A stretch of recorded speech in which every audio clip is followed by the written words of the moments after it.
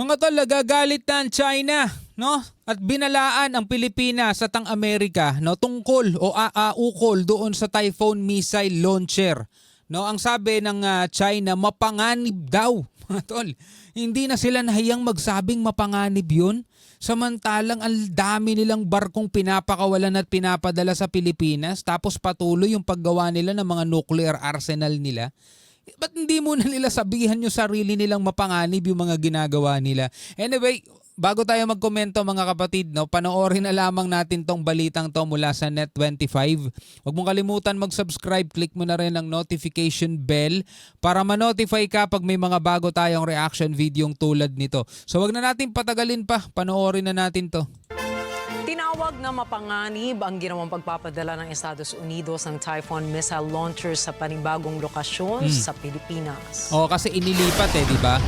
Inilipat yung Typhoon missile sa isang sikretong lokasyon, mga tol. Kasi na-expose na kung nasan yung Typhoon missile Kitang-kita nga sa mga satellite images di ba? So alam na agad ng China kung asan nakaposisyon yun. Alam nila kung sakasakaling magpapakawala sila, mabaliw sila, nagpakawala ng missile. Alam na agad nila kung ano yung tatargetin nila, di ba? So ito, inilipat ng mas secure na location. With regard to the U.S. deployment of intermediate-range missiles in the Philippines, China has repeatedly stated its solemn position of resolute opposition. So yung pagkontra nila, yung pag-alma nila. I would like to stress once again that the introduction of the intermediate range missile system as a strategic offensive weapon by the Philippines to create regional tension and confrontation. So, yung ginagawa natin mga tol, yung offensive weapon daw na to, is gumagawa lang daw ng regional tension and confrontation. Ayon kay Mauning mga tol Samantalang yung pagpapadala nila ng barko na lumalapit na sa baybayin ng Zambales mga tol, anong tawag doon?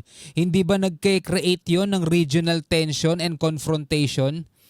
Kita mo nga naman. Kaya mga tol, kahit elementary student ka, maiintindihan mo kung anong klaseng utak meron tong mga to 入中导系统这一战略性进攻性武器，制造地区紧张对立，挑动地缘对 and provoke geopolitical confrontation and an arms race.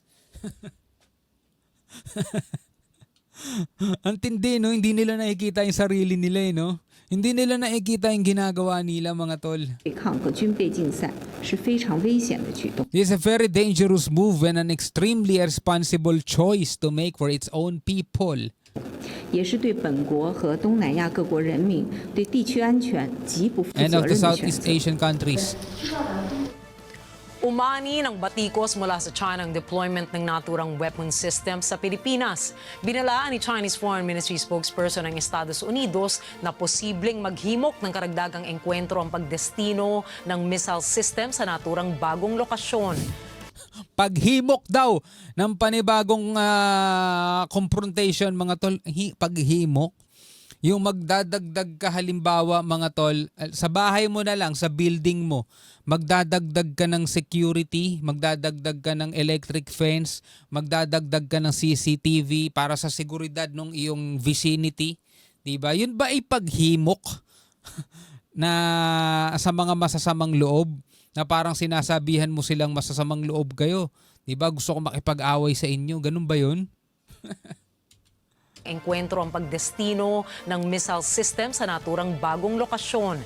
Nakikita ang naturang paglilipat ng Typhoon missile launcher bilang isang paraan para gawing mas survivable ito sa oras ng digmaan. Kinondena naman ito ng China. See?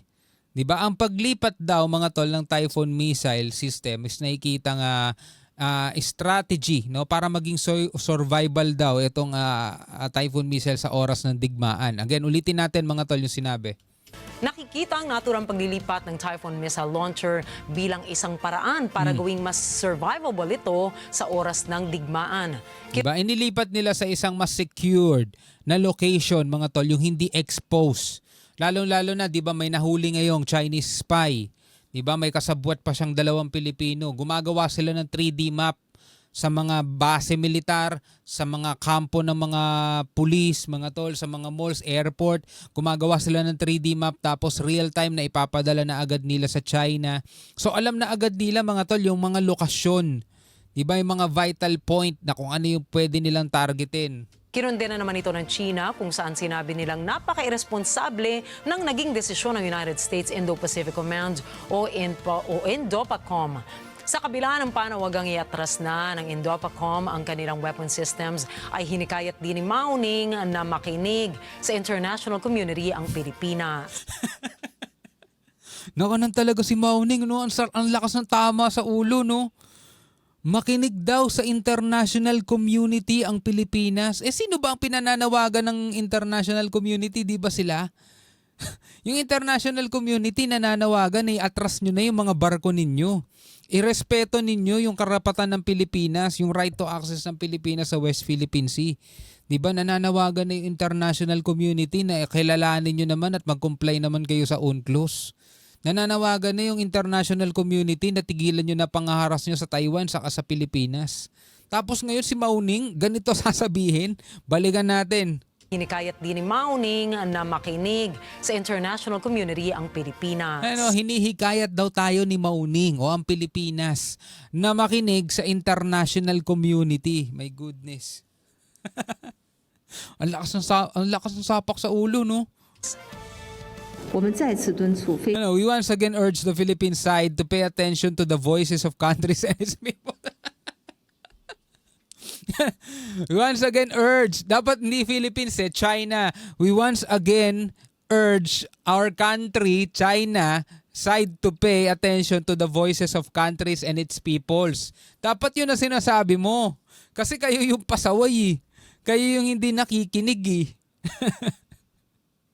Pero mo ilang bansa na ngayon nananawagan sa kanila Japan, 'di ba? Australia, Amerika, South Korea. Ang dami mga bansa na yun nananawagan sa kanila. Itigil nyo na yung mga ginagawa nyong hindi makatwiran mga kilos o aktibidad sa South China Sea o sa Pilipinas sa Taiwan, 'di ba? Etong latest nga na balita hanggang ngayon mga tol yung mga barko nila ang lapit lang sa dalampasigan ng Pilipinas 16 nautical miles.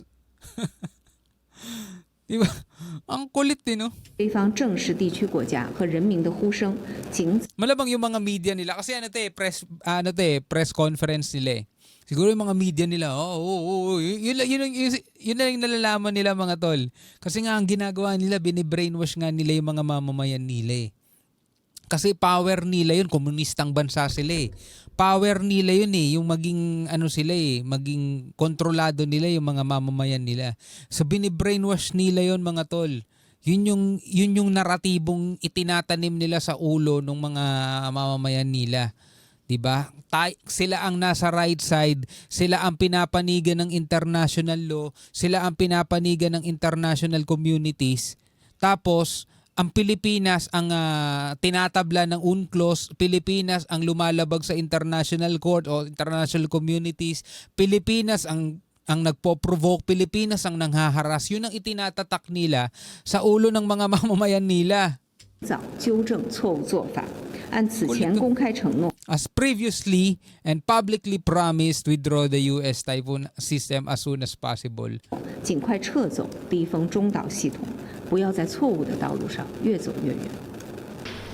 Mga media yan Tinapos naman niya ito kung saan sinabi niyang walang karapatan ng Estados Unidos na manghimasok sa usapin ng West Philippine Sea. At inudyok nito ang Washington na huwag makialam sa relasyon ng China at Pilipinas. Hindi nyo pwedeng baguhin yung Mutual Defense Treaty ng Pilipinas at ng Amerika. Kapag nakikita ng Amerika na sumusobra na kayo at pwede kayo magdulot ng digmaan, humaharang na agad ang Amerika para hindi matuloy. Kasi kapag natuloy ang digmaan ng China at saka Amerika, No choice ang China at ang Pilipinas. No choice ang Amerika eh. Makikialam talaga sila kasi nga meron silang mutual defense treaty sa Pilipinas eh. Sabihin na lang natin mga tol, ayaw namin ng ayaw namin ng gulo eh. Doon gagawin ng Amerika, awatin na agad. Makikialam na agad sila para hindi na mauwi pa sa gera. Kasi kapag nauwi sa gera, mauobliga pa silang sumali na naman. Another gera na naman para sa kanila yan eh. 'Di ba? Aktibo na nga sila sa gera sa Israel at saka sa Ukraine. O kung magkakaroon pa ng gera dito, Taiwan at saka ng Pilipinas at saka ng China, di may sasalihan na naman silang bago. So hangga't maaari mga tol, humaharang na agad sila para hindi na matuloy. 'Di ba? Ganun ang ginagawa nila. 无可非议，美国不是南海问题的当事方，也无权介入中非两国之间的涉海问题。 It also has no right to intervene in maritime issues between China and the Philippines. Kayo nga walang karapatan na mangialam sa amin eh. Pakinamero kayo eh. 美菲军事合作不得损害中方在南海的主权和海洋权益，更不能以此为菲律宾的非法主张背书。 Ay nako, mga ob-ob na lang talaga maniniwala rito kay Mauning. Anyway, bilang isang Pilipino, ano masasabi mo rito mga tol? Comment ka na lamang sa ibaba. No? Maraming salamat sa panonood. Hanggang sa muli, ako nga pala si Shobal D. Peace out.